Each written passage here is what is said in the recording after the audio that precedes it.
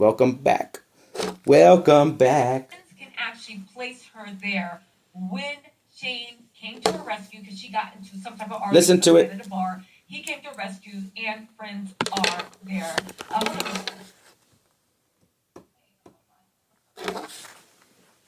Welcome to my channel. Exposing the missing piece of the puzzle. Just in case the other video was too long.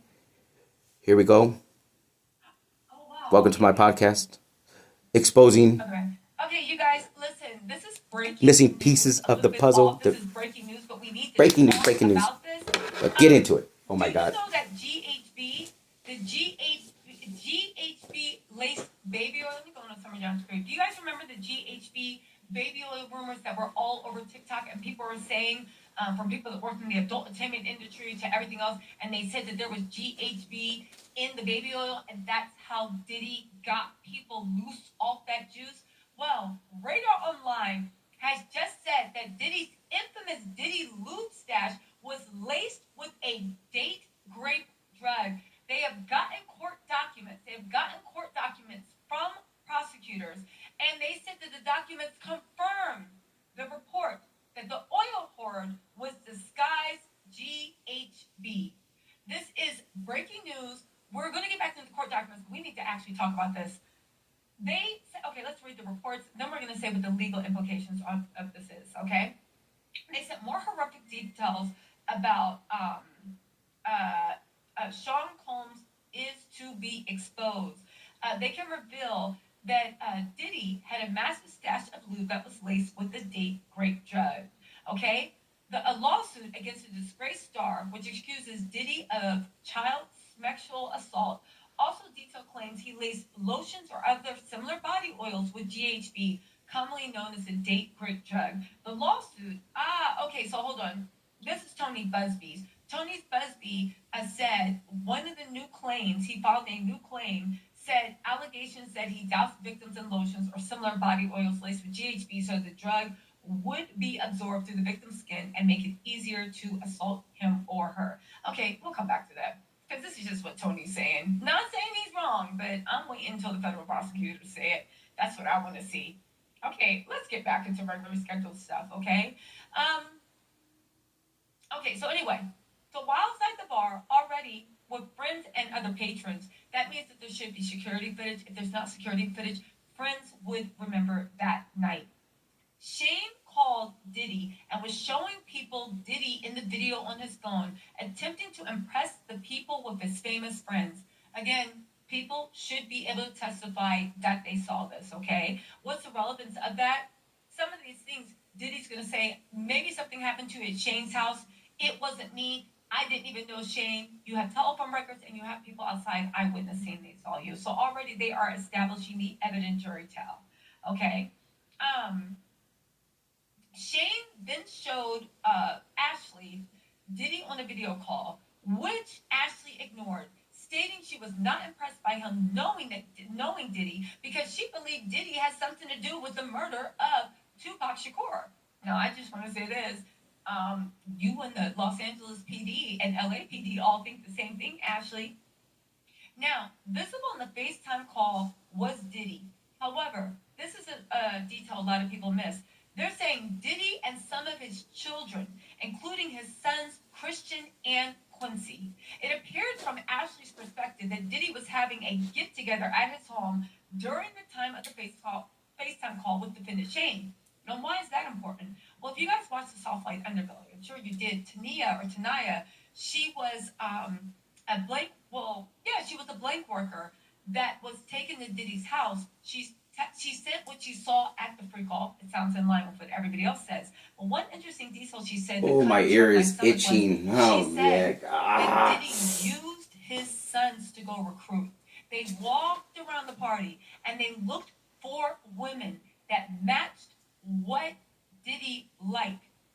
Tanea even said, are you coming at me because you think I look like your mama or I'm shaped like your mama, Kim Porter? But Diddy used his sons, according to this woman, to go around and pick people out of the crowd to bring inside for his freak off, for his pleasure. They gave her a pair of terry cloth slippers, and anybody that Anybody that was in the house would only be let in if you had a pair of terry cloth slippers. Why is that important? Let's not forget that for a while, Diddy had a whole thing where he was walking around in a terry cloth robe and slippers. That was his stick. That was his thing. Okay? Let's get back into this. So already it's not looking good. The fact that his sons are there does not mean that he was doing something wholesome. If anything, he used his sons according to the accusers. Diddy played a statement and made a remark, heard Ashley's statement, and told Ashley that she was going to pay for her statement regarding Tupac and overall dismissal of Diddy. On March 23rd, 2018, so it's been about a month that passed, Shane invited Ashley over to his home to assist him with his cancer medications because he stated he was weak and unable to open his medications. Now, Ashley's a better woman than me.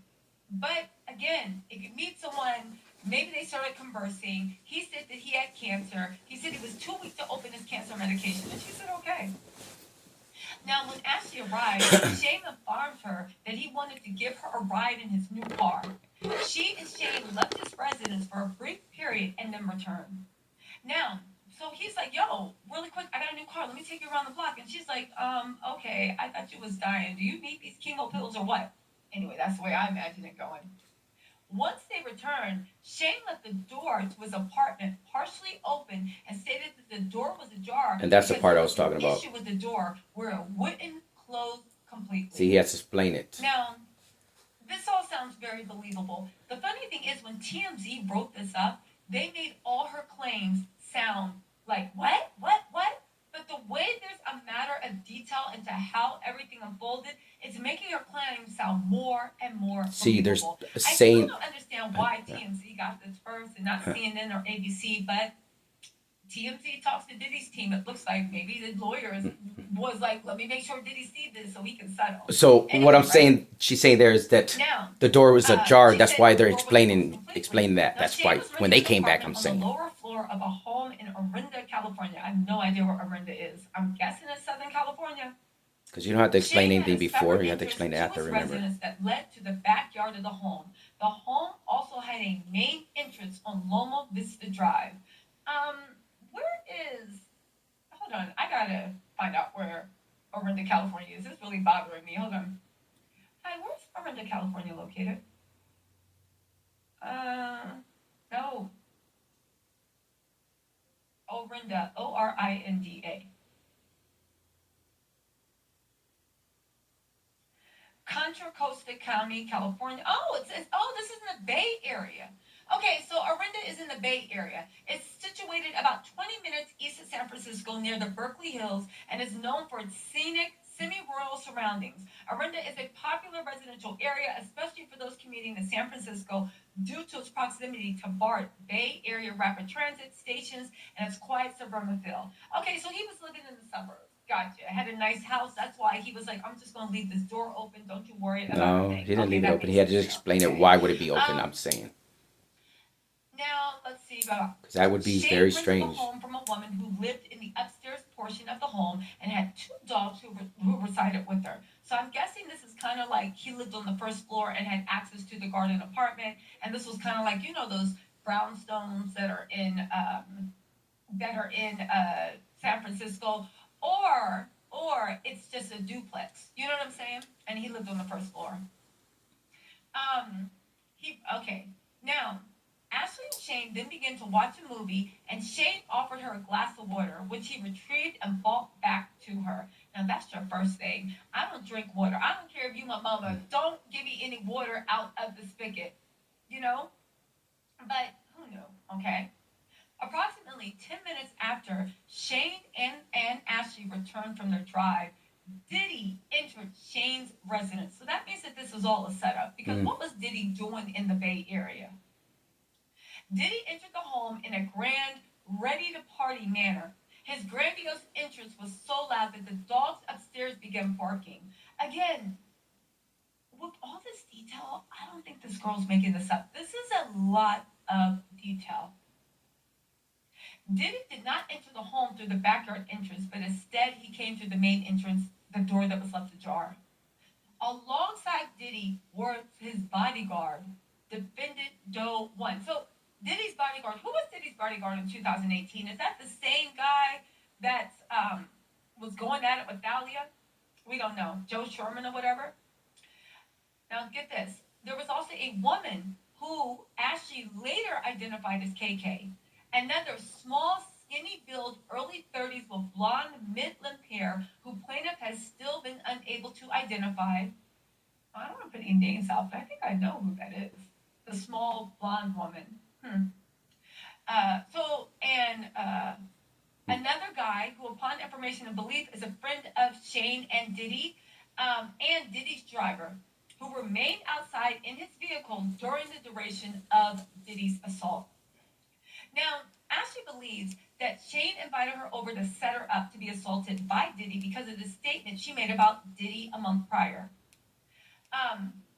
After Diddy came into the house, he immediately began to antagonize Ashley, stating she thought you would never see him in person. She was gonna pay for what she said, and that he was like, "Yeah, you caught."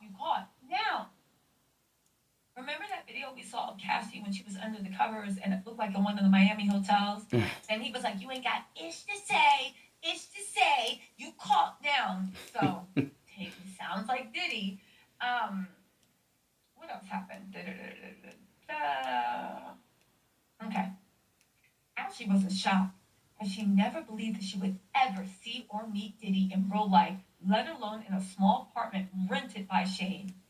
Diddy then began coming toward Ashley as she was sitting on Shane's bed, right? And she had a knife, and she held it. Oh, I'm sorry. She was sitting on Shane's bed.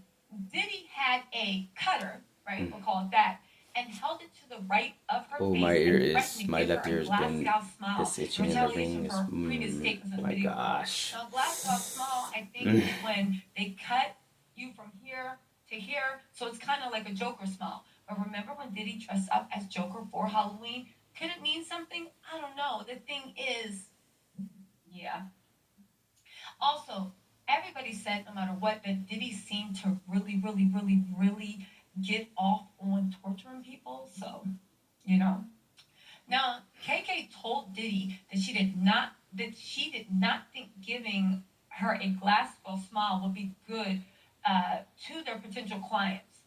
So, who they could sell her to. Now, this is actually very interesting. KK jumped in and she was like, my left ear is just on fire right now. Probably sell her, Sean. Not looking good for KK. Okay. KK then made a threat to Ashley that they would ship her off anywhere in the world and she would never see her family or anyone she knew ever again. Shane then kind of partially took off some of Ashley's clothes. Then Diddy removed the remainder of her clothes, removing the knife from her face, and then retrieved a bottle of liquid from a large fanny pack. He then squirted a bottle of liquid on her, which placed her in fear that she was being squirted with a chemical substance like acid. Again, I know this sounds fantastic, like phantasmical, like just made up, but the level of detail that when somebody squirts a liquid on you and you don't know what's going on, you would think it was acid or something that was trying to hurt you. Again, if this ain't true, this girl got a great imagination. I'm just saying. Ashley soon realized the substance was an oil lubricant. She was squirted with the liquid substance over the entirety of her nude self. Again, Diddy has said on countless talk shows that he likes it sticky, he likes it slippery, he likes all that stuff. He likes when it gets really grimy and nasty. It doesn't matter what was in the baby oil, it's just the fact that that's what he seemed like. KK was then told by the defendant Diddy to insert what looked like a syringe from sterile packaging into her nether regions. KK did what he was told, and she then told Diddy that she was unable to use the whatever because it had prematurely been released from its packaging. Oh, couldn't use the IUD. Diddy, upset by this, took the syringe from KK and tried inserting it into her blank as well. Now, she said that Diddy and KK then started to argue, as she continued to advise Diddy that since the blank had prematurely released from its packaging, there was no way they could insert it into her blank. After some time, Diddy listened to KK and removed the syringe from her nether regions and handed it to KK. KK and J-Lo then left Shane's residence, leaving her alone with Diddy, Shane, and the two guys. Diddy then picked up a television remote that was near Ashley Trigger and, warning. violently did the thing. Wow. Diddy, while also violently blanking Ashley with the television remote, told Ashley that her life was in his hands, that if he wanted to, he could take her and she would never be seen again. Again, he said that in Dirty Money. He said that to a lot of people. He even told Little Rod that. That seems the way that Diddy bagged. I do want to say this, and I said this last night in the video I posted. I don't think this case is about Diddy. Oh, he didn't know. He didn't know how to come out. And I think he wasn't living his true self. I don't think that's what it is. No, it's not about that. It's about power, control, humiliation. I think Diddy got off on humiliating, power, and control and brutalizing people. I think that's what it is. And it was about dominance. And I think he probably thought with men that was the ultimate dominance, okay? Let's see. No, that's just breaking their self-esteem. Okay. Ashley began hysterically crying from the threats by Diddy, along with the pain of what was going on. And the pain from the ordeal with the syringe that KK was trying to put it in. Maybe that's how, Diddy never accidentally got somebody pregnant, because he made sure that there was some type of protection, blankicide, something that would make sure that you didn't get pregnant. Diddy then instructed Shane to turn Ashley on her stomach, seemingly tired of hearing her blood-curdling cries. Shane then grabbed Ashley by her stomach and hips and turned her to her stomach. Diddy then told Shane to put a pillow over her head because he didn't want to see her face or hear her cries, and instructed Shane to grape her on the other side. Shane did as he was told by Diddy and began to blankly blank her. Diddy, after Shane had entered her from the back, Diddy then took his turn. Now, again, we do know that a lot of people say that Diddy did a lot of gang things, right? A lot of whatever. This makes sense that for whatever reason, maybe he got off on going second after somebody and commanding him to do. Let's also not forget the guy in the Macy's stockroom. Let's also not forget the security guard. Let's also not forget the girl in the bathroom,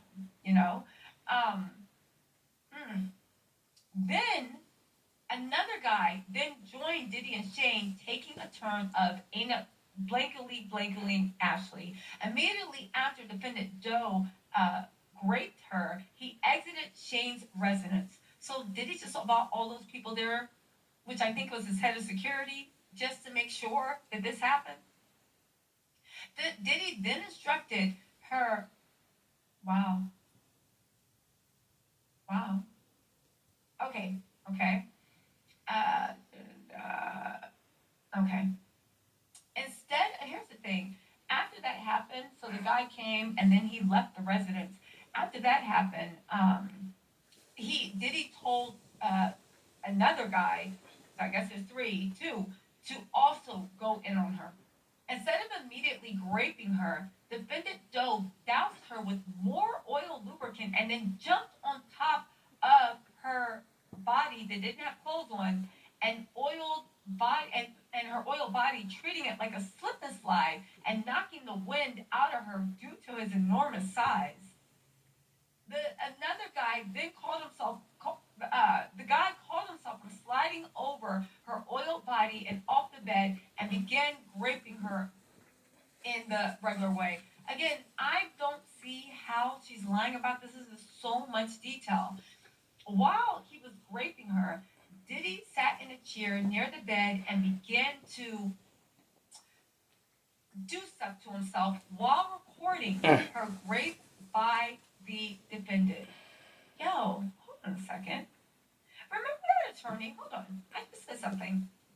There is 1, 2, 3, 4 people, 4 men in this room.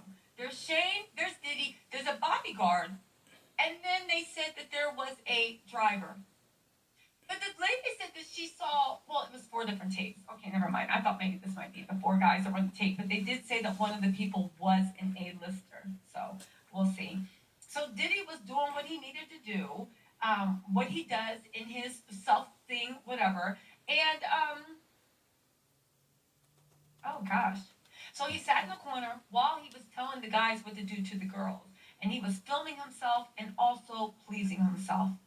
Now, they said somebody's phone fell on the bed near Ashley. Ashley then attempted to grab the phone, but it slipped out of her hands because she was covered in baby oil and onto the floor to the oil lubricant that had been doused all over her.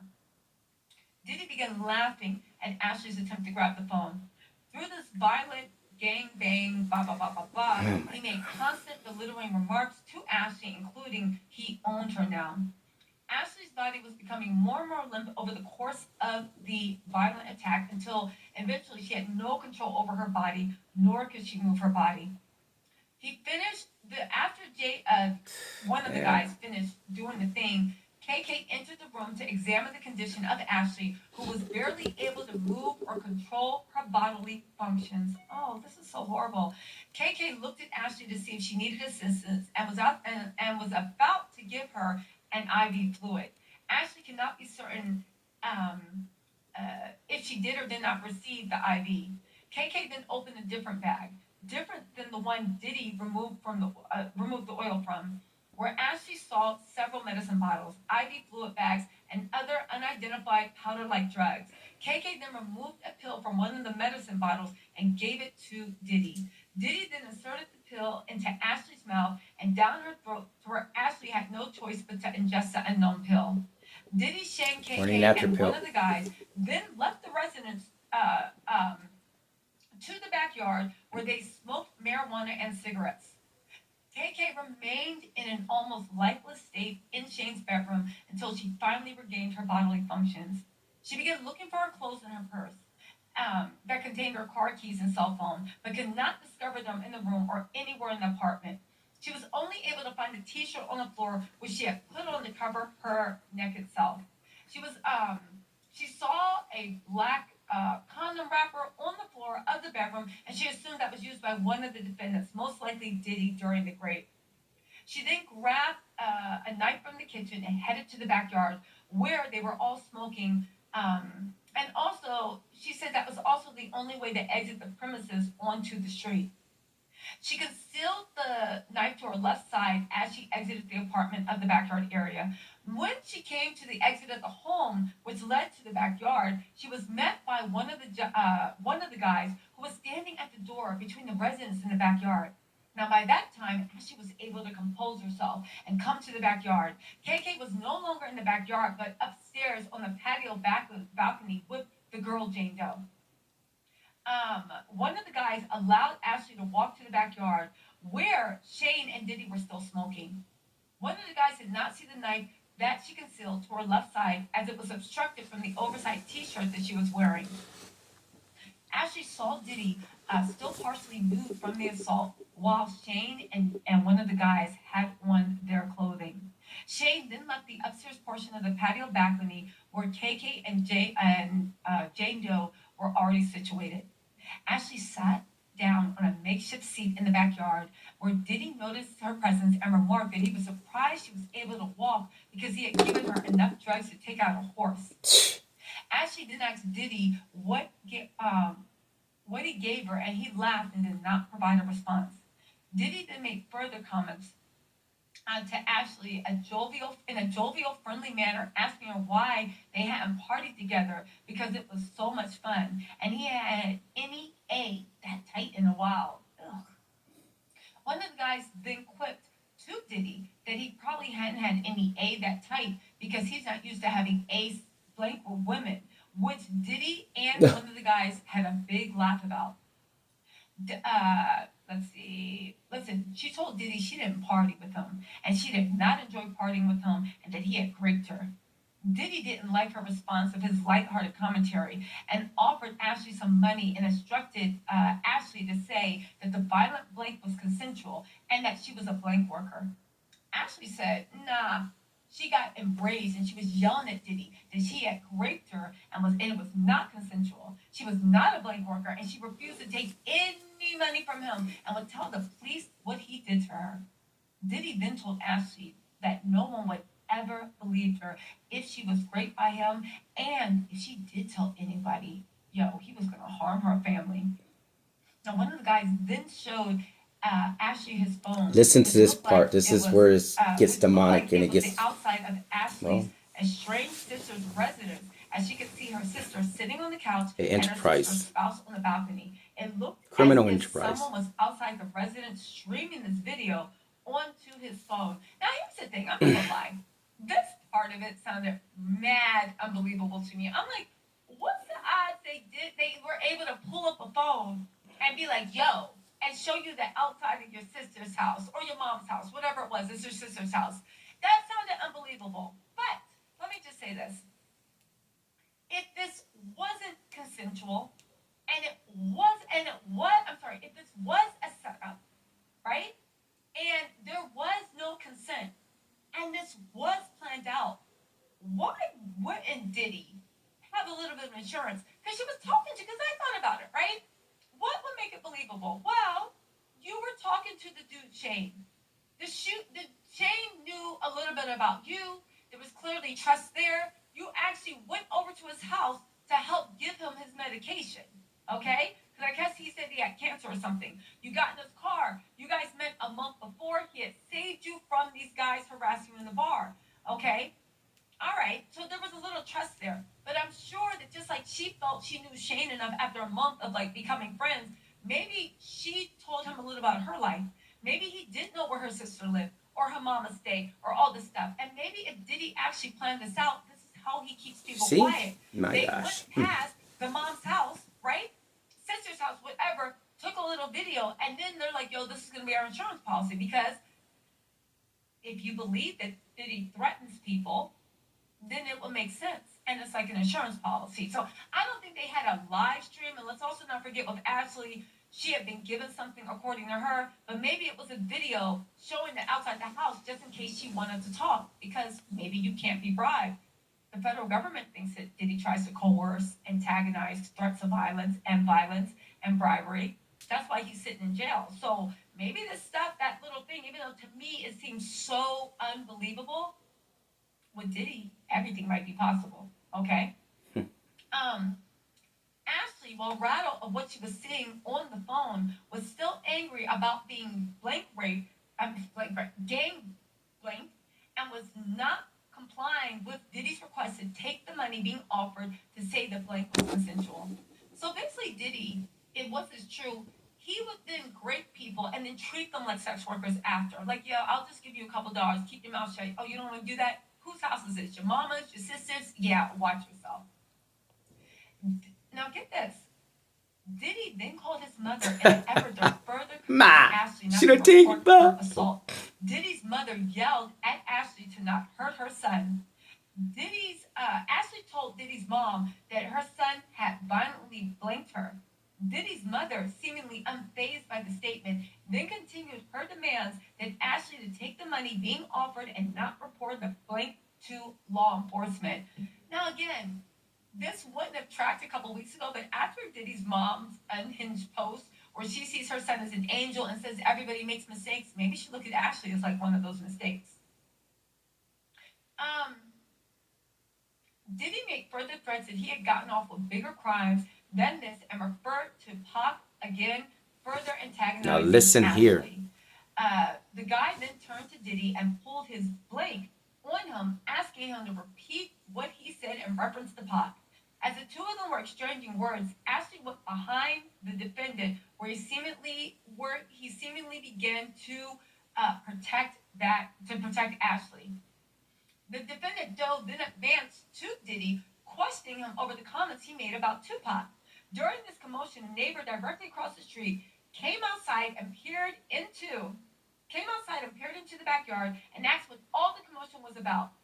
The John Doe then pointed his bang bang at the neighbor and instructed him to mind his business and return to his residence. Again, I don't think this girl's lying, and already now you're saying that this neighbor saw it. Now, it might have been, it wasn't even 20 years ago, it was 2018. Whoever was living there, we can actually find out, and I'm sure the attorney has questioned them. And I'm sure somebody will remember someone pointing a bang bang with them to them at the backyard while they're arguing over Pac or not. You see what I'm saying?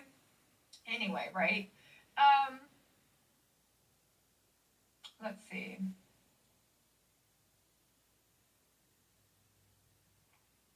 The guy then turned his bang bang back on Diddy. Ashley, not far behind him, tried to grab the hand that had the bang bang. The gun went off and hit a hill behind his residence. Okay, See? so Right there, you can go dig it up. There's your evidence. That can corroborate everything that they are saying. Diddy then ran back up the stone stairs near a hill in the backyard towards KK, Shay, and that girl. As she charged toward Diddy, moving the concealed knife from her left hand to her right hand in pursuit of him. Ashley then pushed Diddy from behind while on the stone stairs outside, causing him to fall with his back to her. She then raised the knife in a rage from the events that just transpired and with the intent of driving the knife into his back. When he turned around and began pleading for his life. She was stopped to see Diddy acting as a victim and had a moment of clarity and then turned and ran down the outdoor stone staircase back out the backyard to escape. Diddy chased Ashley down the stairs and attempted to push her, but she was already at the bottom of the stairs and gained her footing and wielded the knife at Diddy, grazing his abdominal. I wonder, does Diddy have a scar there? I wonder. Hearing the emotion, KK and that blonde woman emerged, and KK then began administering first aid to Diddy for his injuries caused by Ashley. Ashley tried to make a quick dash to the exit, but was thwarted by the first guy. After a period of time, Ashley was able to abscond from the guy due to the first aid commotion with Diddy and was able to run down the street. Once Ashley was on the street, she began yelling loudly for someone to call the police. The guy, who had now caught up with Ashley, advised Ashley that he was an undercover cop. To this day, Ashley's unsure of the truth or falsity of that statement. Wow. The same neighbor then emerged from his residence asking what was going on. I'm going to leave it right there. I'm going to get you some messages from the universe. I already had, first one, it was on the floor that had take it. It says, you are good enough. These are already shuffled to clear the energy. Let's see what can help your soul, your higher self. What your higher self needs for the Scorpio. No, for the chosen. Oh shit, we got two. That it? Well, this one fell on the floor. It says, what you need to release. Waning moon, and it says balance spiritually and projectly. Well, full moon in Pisces. Anyways, and from the soul's growth, they can get one to help the chosen one on their journey, what they need to release or to, moving forward.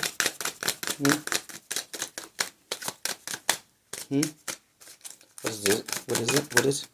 Ooh. Oh shoot! There's two that fell, but Judgment. Wow. Judgment. I understand that everything has their own unique path and challenges. Wow. And acceptance.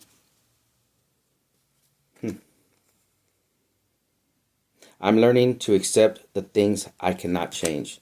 They said to look at the bottom. Failures.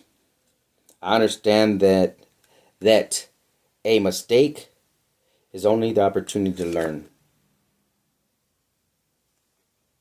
Patience. It's on the top. Denial. That's why they said for the top. Okay. Wow. I acknowledge my fears, but I replace it with the insight of adversity. So there's your messages. You know, first one overall, like I said, is judgment. It seems to be the overall just towers, you know, and the shift is here. But overall energy, let's just say the overall energy. Oh, I got chills right now. Oh my gosh. Ooh. But judgment. Nobody's perfect, and nobody's trying to bring anybody down, because I don't think anybody truly likes to see somebody in pain. Well, no, I'm not gonna say that because everybody don't think like us. Wow. But truly, I mean, it's not to bring the demise down. It's about, well, when they're changing destinies, and but it's just truly, it's the Lord's will. You know, God is good all the time, and I mean, He's here. Ancestors are here. People are going to be, well, paying. You know, and whoever y'all are, your ancestors are very powerful. I want y'all to know. I want you to know. Well, I got a grandfather. Yeah, just for the flash of the energy. But anyways, hopefully you have a good one, and I'll see you in the next video. Exposing Diddy, changing the mindset.